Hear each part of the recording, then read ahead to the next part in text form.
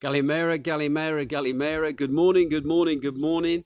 And as you can see today, it's a cloudy day. However, it feels okay, actually. It doesn't feel like we're in for anything unexpected. After yesterday, the weather, which was absolutely glorious yesterday, we got a little bit of cloud today. Waiting to see what Amanda's weather forecast will be in regards to what's happening today. But first of all, I've just got to apologise to those people who like to watch the podcast on YouTube as kind of a catch-up.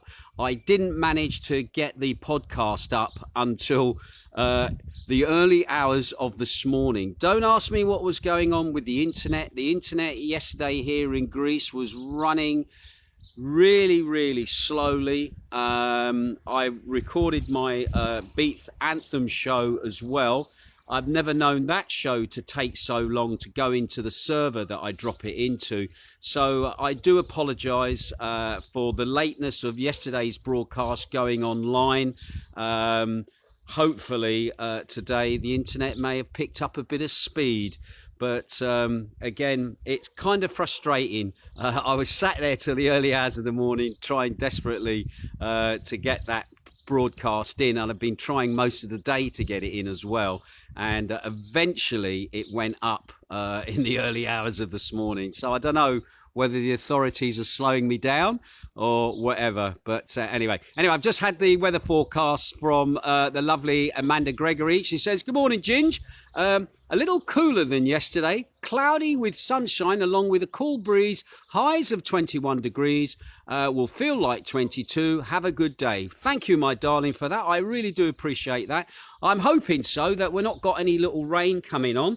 And again, we are now into what's known as Big Week, for those people not au fait with the Greek Orthodox calendar, as we slowly make our way, well, not really slowly, quite quickly now, making our way towards Easter this weekend. Again, a funny Easter for us this year with all the restrictions that are still in place, and obviously our lockdown will end on Easter Monday when we are allowed out of our homes to go and partake in the bars and the restaurants, outside of course, not indoors, as we sort of kind of get closer to the beginning of the season as well. So no sooner are we out, we'll probably be back to work. And who's to say that at the end of the season they put us back in lockdown again? But we'll wait and see. But that is a bit of a way off anyway. But anyway, looking towards Kalamaki and also towards Laguna. Again, a bit cloudy, but looking at it with the naked eye rather than through my screen, there is some dark clouds. Morning! There goes our trumpet player, exercising on his bike. We'll see. I'm hoping there's no rain. Don't think there's any rain on the horizon. Anyway, Amanda would have told me. Looking towards Sillavi then, again, bit of cloud over there as well, towards Sillavi, and looking down towards where direction the town is. Again, bit of cloud, but I've got to be honest, the cloud is moving very quickly. I don't know if you can see that on your screen, but the cloud is moving quickly. So maybe it's going to blow away and we're going to have lovely hot sunshine like we had yesterday. Right, okay, let's crack on and look at the news, what's been going on. I've got to warn you now, some of the news, very heavy COVID, as it always seems to be at the moment. Also some other distressing news as well. But I will now get on and give you the news as of today.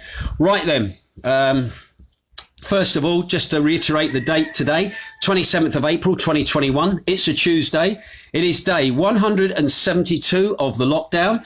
And infections then across Greece at the moment, they are down slightly from the other day. The other day I reported 1,400. It has dropped down to 1,317 new infections recorded on Monday. Anyway, that means the total amount of infections we've had since the pandemic started has been 334,436, of which 51% of those were male. And as for identification of cases coming into the country, I'm pleased to say that that has dropped down. The other day I reported that there were 12. Today I can report there were 7 new cases detected at borders into the country. Now, according to the national statistics yesterday, there were 2 new cases in Lefkada. There were no new cases reported in Kefalonia. There were 2 cases reported on Corfu, and there were also 2 cases reported on the national stats in Zakynthos. Now, locally, it's been reported that there's been 4 new cases of people testing positive here on Zakynthos on Monday. However, we have got some more sad news for you. In that on Monday yesterday, an 88-year-old man, he passed away with the COVID virus. He'd had underlying symptoms and he had been fighting COVID-19 for quite a while in the intensive care. Unfortunately, that gentleman lost his life yesterday. This now brings the total amount of coronavirus victims since the beginning of the pandemic up to 10. And this month alone, we've had 3 deaths on Zakynthos from the coronavirus. So once again, our condolences to the family of those people that are affected. We've also had some reports as well about what's happening in the COVID clinic at the moment. And it has been said that at the moment there are 5 patients in the COVID clinic. So that number has actually dropped. However, there are 4 people in the intensive care unit at the COVID clinic here at the Zakynthos Hospital. So once again, our condolences to the family that are affected of the 88-year-old man that passed away yesterday. Just moving on down then, when it does actually come to deaths at the moment across Greece, unfortunately, deaths yesterday were up across the country. The other day, I reported that we'd had 57 deaths across the country. Today, it's been reported there's been 80 new deaths within the last 24 hours here in Greece. Bringing the death toll now to over 10,000 to 10,087. The average age of those people passing away, 79 years of age. 96.4% of those people had underlying health problems or were over the age of 70. And just to put that in context, the average daily death rate in 2019 was around about 329 deaths a day from other illnesses. Obviously, coronavirus didn't exist then.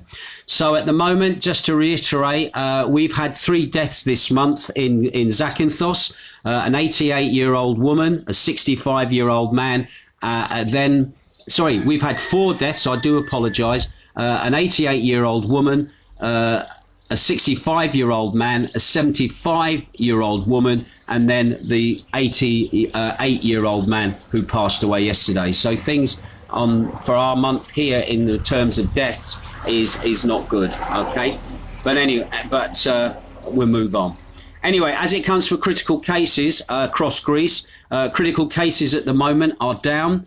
We did report the other day, critical cases were 816 ICU beds were being occupied. At the moment, it is 811. So it has dropped down by 4, 512 male and 299 female. Once again, the only thing I must emphasize, when you look at the critical cases in the ICUs, we don't know if that number is people getting better, getting well and leaving hospital, or going into the COVID clinic where they would go in for observation, or whether those people have actually passed away when the number drops. The thing that the Greek government are looking at is that they have a ceiling of 900 beds. That is the maximum capacity for people in ICUs. And at the moment, the number has dropped down to a manageable amount of, at the moment, 811 beds that are occupied with people in a critical condition. Once again, those people in a critical condition, the average age for them is 68 years of age. 83% of those have underlying health conditions or problems, and also maybe over the age of 70 as well. Right, today's news then. The Greek government has confirmed that vaccination appointments for those aged between 40 to 44 can be made from April the 29th, and those aged between 45 to 49 can be done on May the 1st.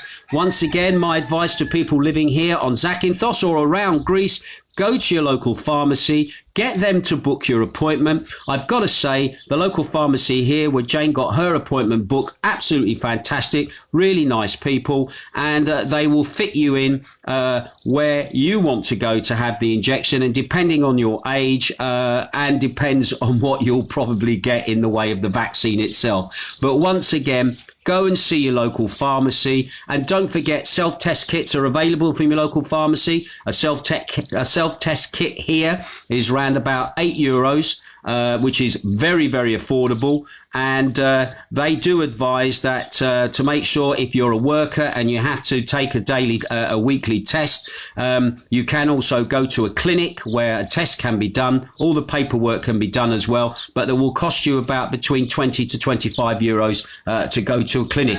A lot cheaper still than what British tourists are going to be expected to pay if they want to come on holiday here later in next month when technically the seasons will start.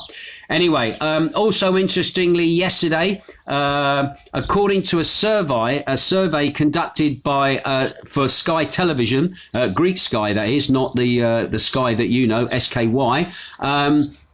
And this was done by a company called Pulse. On Monday, Greeks are resoundingly now in favour of receiving the vaccine. Now, specifically, 75% of those participating responded positively, asked if they were planning on receiving a vaccine shot. 56% replied definitely, and 19% replying probably, 22% replied negatively, 12% responded definitely not, and 10% said probably not. So anyway, most survey participants, 56%, also said that they would be looking to get the vaccine as soon as possible, with 13% stating that they would wait a few months. And finally, 48% of people surveyed had a positive view of Greece's vaccination drive, with 25% being very satisfied.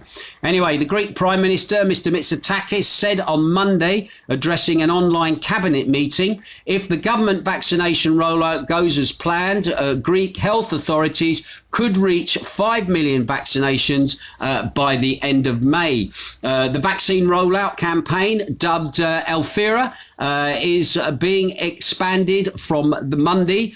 People aged 30 and over can, as they say, this is their wording, not mine, can enter the fray. So if you're over 30 now, you can obviously go and book an appointment as of yesterday. Anyway, he told ministers, we are reaching 3 million vaccinations, and if we follow our plan at the end of May, we could reach 5 million vaccinations. Every next step should be taken cautiously with safety and constant self-tests, social distancing, masks, and with personal hygiene, so that the country opens and does not close again, he stated. Well, you're the man that can decide whether it opens or closes, and I think most people have been doing as they've been told, especially now at Easter. You've got to wear a double mask to go to church. Anyway, move on. Anyway, according to Mitsotakis, initial figures appear to show that our citizens are following government guidelines on how to celebrate the Orthodox Easter at the end of the week. He said, most of our compatriots seem to understand the importance of avoiding travel during Easter holidays, and everyone has welcomed with maturity and discipline the gradual opening of a number of economic activities. He also announced that Greece will officially submit on Tuesday its National Recovery and Resilience Plan to the European Commission. That's going to be interesting because I'm not exactly sure what that is, but I shall have a look at that as and when it starts to get known about. All right. Anyway, the European Commission, meanwhile, President Ursula von der Leyen has stated that anyone who has had a full vaccination with any of the vaccines approved by the European Medical Agency will be allowed to visit countries within the Union this summer. Although a date for the implementation of this new rule has not yet been confirmed, this will allow the entry into the EU of immunised visitors from a number of countries, and those countries include United Kingdom and also the United States of America. Right now, another little local story for across the Ionian, and also a rather distressing story as well, is now that the turtle doves are returning to the Ionian Islands. The Hellenic Ornithology Society is calling again this year for the Ministry of the Environment and the competent authorities to take appropriate measures to put a final end to the poaching of turtle doves who return to the Ionian Islands every spring. Thousands of the migratory birds are slaughtered, putting the species at a risk of extinction. The local community is now called upon to show a zero tolerance towards this behaviour. The spring hunt, that actually has been illegal since 1985 and is really a crime, or it is a crime. And people go out and shoot exhausted turtle doves who've made their difficult journey.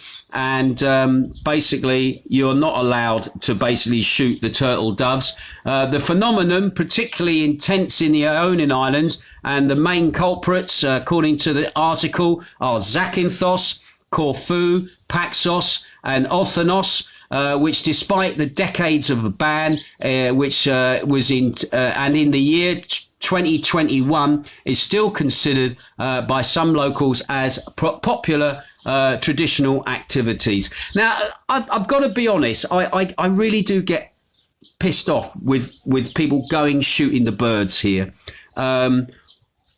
Unlike pheasant shooting, and Shane probably next more will back this up, and probably you yourselves, when you go on a pheasant shoot, it's organised. All the creatures are bred for shooting, they're looked after, they're watered, they're taken care of, and people pay a lot of money to go and shoot pheasant, etc. I don't have a problem with that, because pheasant are not indicative to part of the UK landscape in the true sense of the word. They have been bred for shooting.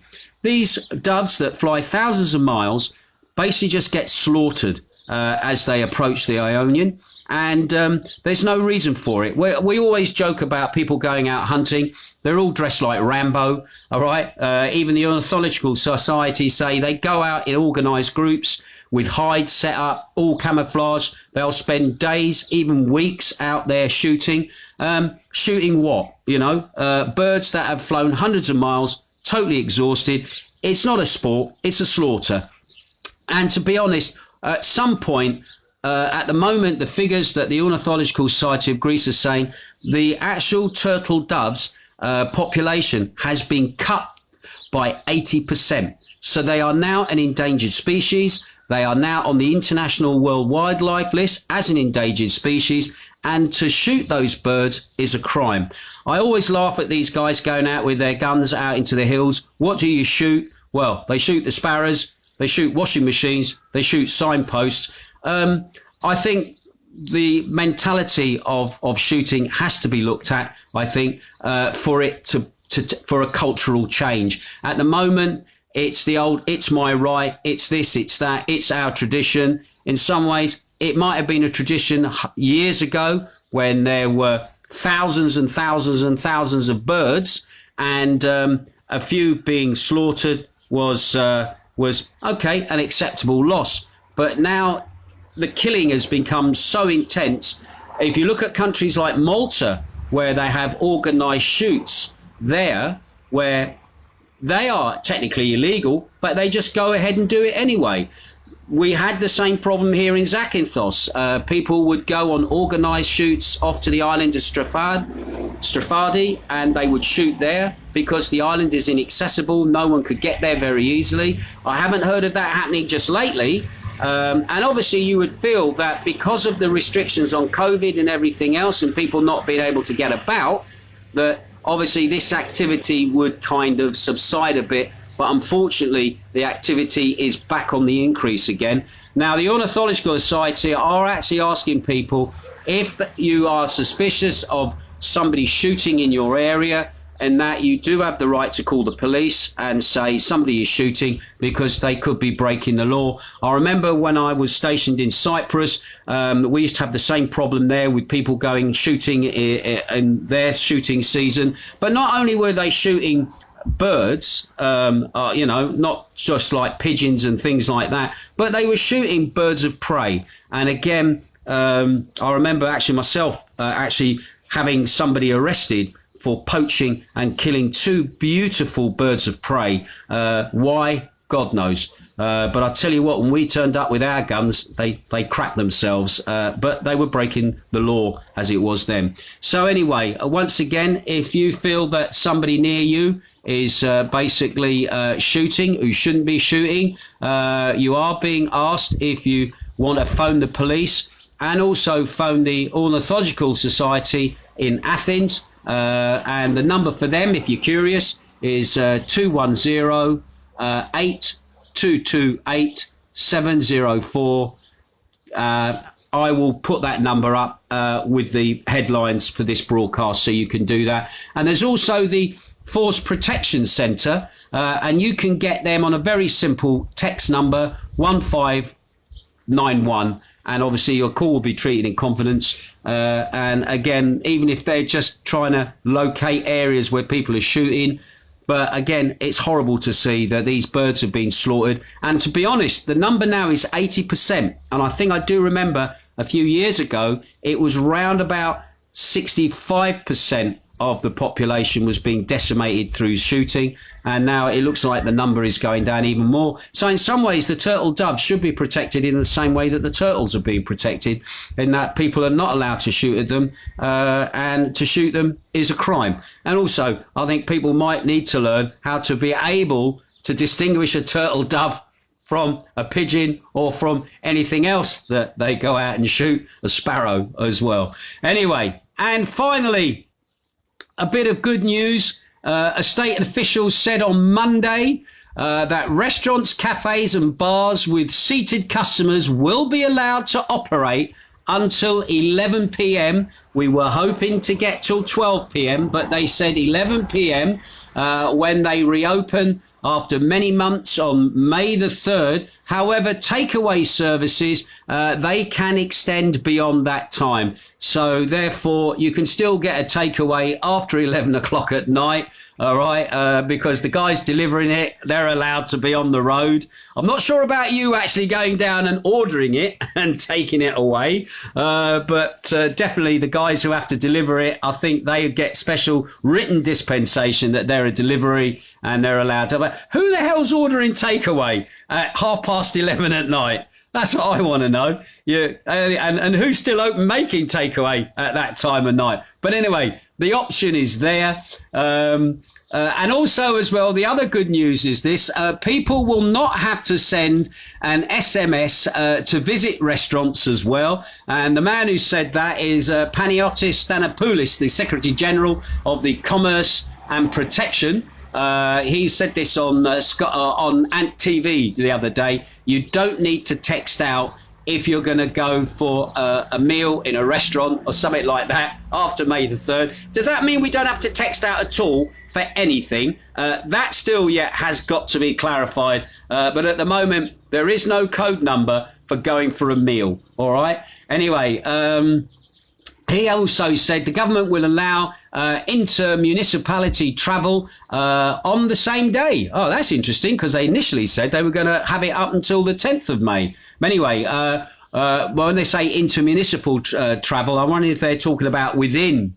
Intermunicipal is within the local area. Like if you live in Athens, you can go from one side of Athens to the other side. But if you live here, you cannot leave here to go to Athens, all right? That's interregional travel. So, so again, we still got interregional travel going until the 10th of May. Anyway, he said we'll have to wait until the middle of the week for the government decision, which will contain provisions for all issues. So anyway, expect more to come, and it is Tuesday, all right? Not long till Friday, Good Friday, and the decisions should have been made. Well, they should be made by Thursday, to be quite honest, anyway. Right, let's have a quick look, see who's tuning in at the moment. Dave Coldwell is tuning in from the United States. Nice to have you tuning in, buddy. Nice to get listeners from the United States tuning in as well. John Davis is watching as well, Rapperidge, buddy. Christine Brown says, morning, cooler in Nottingham today. Oh, bless you. Yes, you've had your bit of good fun now. Dave Matthews is also watching as well. Dave Matthews is also saying, good morning, cooler today where you are. Heather Nash is watching as well. Steve Hinkling says, my forehead is still sore after frying in the sun at the weekend. Unfortunately, now it's giving rain here this week. Oh, bless you, Steve. You just can't seem to win anyway, can you? You should have been here on holiday a week or so ago, and now he's got sunburn. Well, it's good practice, actually, for when you finally get out here later in the season. Anyway, Shane Bowen says, good morning, Ginge. Wishing you and Jane a happy day. Also, as well, Shane, just to remind you that my show, Beats Anthem Show, from last Saturday is now up online on Mixcloud, so you can listen back to the show. You can also check out the track listing as well as to all the remixes that I played in that show. And again, it'll be interesting to see how that show does in the chart. Also, David Lismer is listening in as well. Good morning. Chocks away for Ginge for a lovely Tuesday morning. Well, thank you very much, Dave. You seem very, very exuberant this morning, I think is the word I'm looking for. Anyway, Amanda Gregory says, no rain forecast. Thank you for that, Amanda. That's all I want to hear. Derek and Bridget Cole over there in Cyprus. Nice to see you looking in. I know we were talking about Cyprus this morning, Jane and I, about a lifting of restrictions there going into bars and restaurants. At one point, Cyprus at the moment is following the Israeli mantra where you had to be vaccinated to go into restaurants and bars. Now what's happening, there's been a double down on that in Israel, where basically common sense is now prevailing. If people are getting vaccinated, why is it that those who choose not to be vaccinated, why is it they should be banned from things? Because at the end of the day, if you're going for herd immunity, if everybody's been vaccinated, technically you as not being vaccinated, you shouldn't catch it from the others. All right? That's the logic. But is the logic being played out? But it looks like the Israelis are now actually saying, yeah, well, we're changing our thinking at the moment about what we're doing. Still no word back from Michael Gove's little visit over there in regards what's going on with the UK. And also I do know Limassol, the Cypriot government, is actually watching Israel very closely. And I think Mitsotakis in some ways is watching Israel very closely and basically trying to follow their model with a bit of the British model thrown in together. All right, which is at the moment kind of confusing. Anyway, Bernadette Barrett is also tuning in as well. Andy Orchard, first line responser over there in London, is tuning in as well. Nice to have you looking in, Andy. I hope you're not working too hard on your shift. Andrew the Fridge Watkins is also watching as well. Christine Wildridge is also watching. Brett Weston is watching as well. Vasa Marapolu is also watching. There's a new name. Nice to have you tuning in as well, Vasi. Hope you're keeping well as well and tuning in. Gail Marsden is watching as well. Gail Marsden says, good morning all. Stephen Hodgson up there in County Durham is also tuning in as well. Nice to have you looking in. Big Northern Soul fan. I'm putting my Northern Soul show together later today to go up line, ready for Easter Saturday. Easter Sunday, because it'll be kind of an Easter Sunday show because it's Easter here. Anyway, Julie White is also watching in as well. Fiona Hutton is tuning in as well. Fiona says, good morning, DJ Ginge. Thank you. Wiggy Winstanley, the ambassador to Wigan in Limassol. I'll be phoning you today because I need to know about the Beachcomber Club. Some people have been asking about the Beachcomber Club. Do you remember it, Wiggy? That is a question, and I will be in touch to find out before I record my Northern Soul show. Cheers, fellas. Oh, and the baths as well. People actually were jumping up and down on the show on Sunday when I mentioned the baths. People actually mentioned that. I'm going a bit off tangent here, but in the Northern Soul show, after an all-nighter, where did people go? Well, they all went down to baths, had something to eat, have a bath, and then go across the road to the Riverside Club for an afternoon set, all right, of more Northern Soul, if you weren't too knackered. Anyway, cheers for that, Wiggy. Really appreciate that, mate. He also says, morning. John Mims is also tuning in as well. Nice to have you tuning in, John. Just lost me picture there a minute.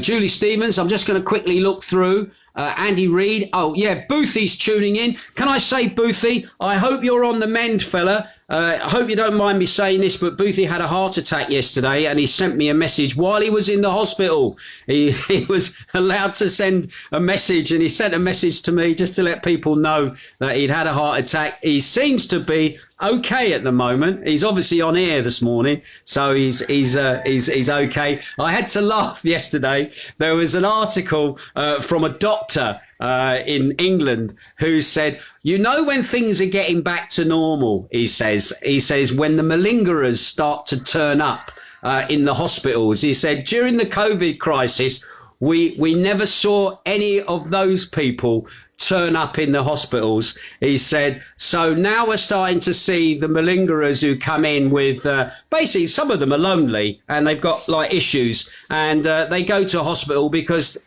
somebody takes an interest in them, and the NHS sort of understands, all right, yeah.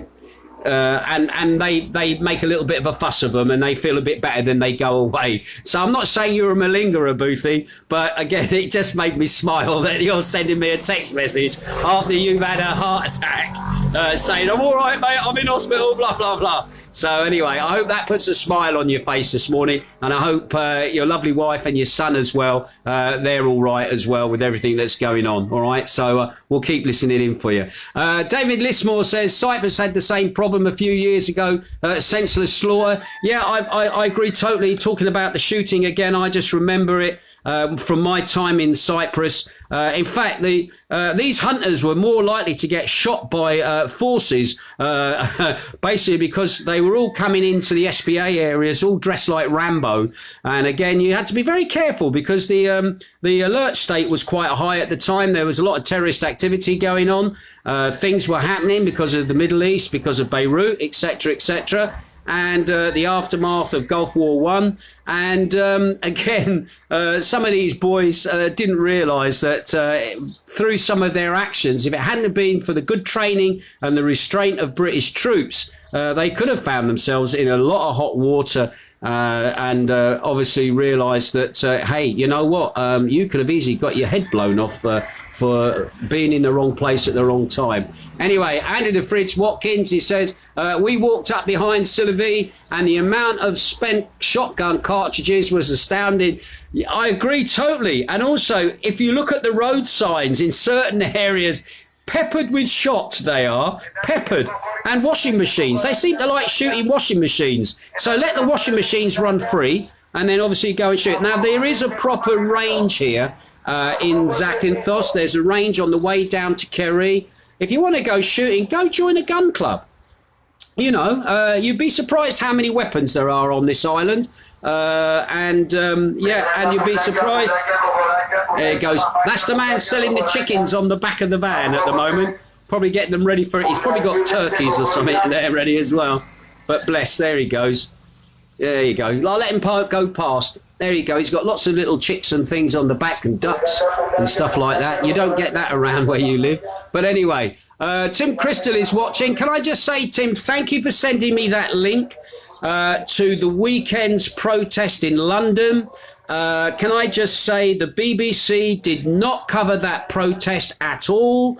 The figures at the moment are as high as between 500,000 people turned out and up to 750,000. That is what RT, that's the Russian news channel, is reporting. Everybody that was on that march looked like they were enjoying it. The feedback from the people that attended it is that it was very positive. The only negativity seemed to be from the media that were there covering it. All they were looking for was trouble. They were looking for excuses to basically say the people there were either conspiracy theorists, lunatics, the dishevelled, the unwashed, and basically those who'd not been vaccinated. And the information that people were carrying on placards and banners, which showed the comparison between the Pfizer and the AstraZeneca vaccine, and the yellow card, which is, I don't know if you've heard about the yellow card. You were supposed to fill one of these cards in if after you'd had your vaccination in the UK and you had felt any symptoms or any unwellness, you were supposed to report those on a yellow card. And it seems that in some locations, the filling of the yellow card hasn't been going on, or the information from the yellow card has not been released freely, so people then can see themselves what the risks are between the different types of the vaccine. So once again, nearly at least probably 500,000 people took to the streets in London over the weekend to say enough is enough. We're fed up with the lockdown. We've got to go back to work. We've got to get the economy going. We've got to be able to travel. We've got to be able to live a normal life again. And yes, if we're going to change the word from flu to COVID, then that's what we will do. And at the moment, Boris made a statement which is probably going to kill him now, that it's basically, I don't want to see the bodies piled up in the street. And it's like, are you heading for another lockdown, Boris? We are relying on you this week or maybe next week to make it clear as to whether you are going to reopen Britain for travel to come abroad. All right. That is what we're banking for here in Greece. We want the British tourists to come. Already I've had people getting in touch with me from the likes of Athens who are considering handing their notice in to come to Zakynthos to be able to go to work. And even they have said they're in a quandary at the moment as to whether they should move or whether they should stay because they've got a job where they are, but they want to come back and work in Zakynthos, but they're not going to come back unless it's 100% sure that we're going to have a season where it's worth their while coming back and giving up a job in Athens to come back to the island. So you can see the seriousness of this. And also, can I say thank you to those people for taking the time to come and ask my opinion of that as well. And it was interesting to see that I heard your side of the argument.